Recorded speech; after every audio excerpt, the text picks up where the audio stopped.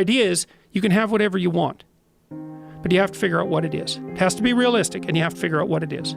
It's okay, so now develop a vision. What's your life going to be like in 3 to 5 years? So you write it down. Then we do something else, which is, okay, your bad habits and your resentment and your bitterness and all of that, your procrastination gets completely out of hand, and you auger down, and you're in your own personal version of hell in 3 to 5 years.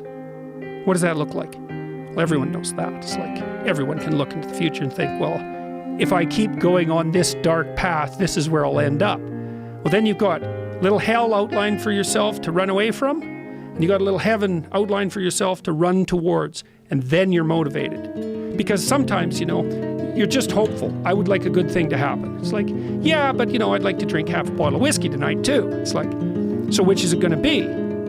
Well, just being hopeful about the future might not be enough, but then you think, oh, I see, like, there's that little hell thing that I outlined that's waiting for me. And maybe I'm afraid of taking the next step forward because it's demanding and challenging. It's like, yeah, I'm afraid of that, but I'm way more afraid of where I might end up if I don't get my act together. And people should be. That's why there are conceptions of hell in so many religions. It's like, hell's a real place. Whether it's eternal, that's a whole different question. Whether it's waiting for you in the afterlife, that's a whole different question. But if you've never met anyone in hell, you haven't lived very long. You haven't had your eyes open. Yeah, it's undeniable. That feeling of total, complete misery is undeniable. Yeah, especially when it's compounded by the fact that you know you did it to yourself. Yes. That's the real fun. That's the real fun part. It's like, I'm having a bitch of a time and I richly deserve it. Jesus, that's rough, man. This is another concept that doesn't have a voice right now.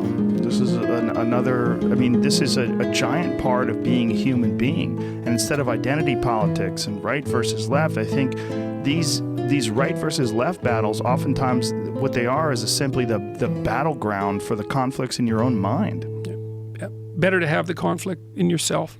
That's another thing I really learned, well, not only from the New Testament, but a fair bit from that. You know, the idea is that, well, there's evil in the world of all sorts, and some of it's the evil in other people, and some of it's the evil in your brother's heart. But the part of it that you can really do something about, that's the malevolence in your own heart. You can actually do something about that, and that's actually way more useful than you think. So, because if you can face it in you, then you start to understand it, and that also makes you strong enough to identify it and to fight it when you see it in the external world. Plus, you don't do any harm. It's like there's lots of people all over the world going out and doing reprehensible things, and you might say, well, you should go out and protest against them. And sometimes you should, but most of the time you should think, where am I falling short of the ideal? My own ideal. Doesn't have to be one that someone puts on you. Where am I less than I should be? Where am I bitter? Where am I making the world a worse place than it has to be? Like, you ask yourself those questions, you'll be in for a big shock. Say, well, what would happen if you stopped doing that? That's what 12 Rules for Life is about. It's like, stop saying things that make you weak. Stop telling lies that you know to be lies. Stop doing things you know to be useless and counterproductive. Aim high. Adopt some responsibility. And then see what the hell happens.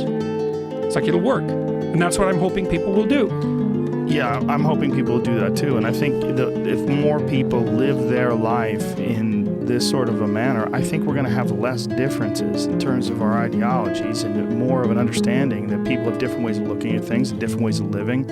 And this combat between people, this internal strife that manifests itself in this combat between ideologies, I think you are much more inclined to let other people live their lives if you're living your life in a satisfactory manner. That's exactly it.